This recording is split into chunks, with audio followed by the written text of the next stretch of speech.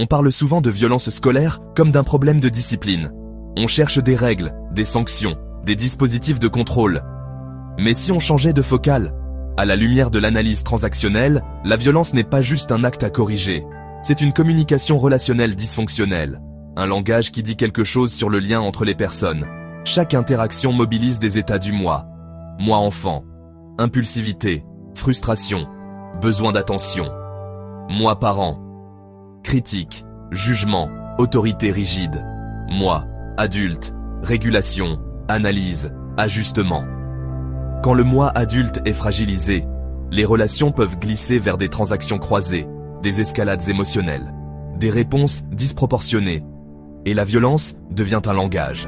Car derrière chaque acte violent, il y a une fin de reconnaissance.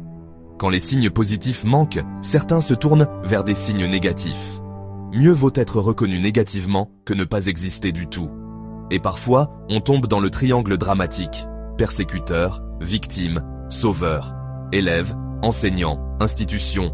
Tout le monde peut y être pris, souvent sans s'en rendre compte. Sortir de ces jeux, revenir à une posture adulte, clarifier les transactions, nommer les enjeux relationnels, partager la responsabilité. Prévenir la violence, c'est avant tout transformer la relation, offrir des signes de reconnaissance structurants, installer des transactions. Adulte-adulte, réguler sans humilier, comprendre avant de sanctionner. La vraie question n'est pas comment éliminer la violence, mais comment transformer les transactions qui la produisent. Parce qu'éduquer, c'est aussi apprendre à habiter la relation autrement.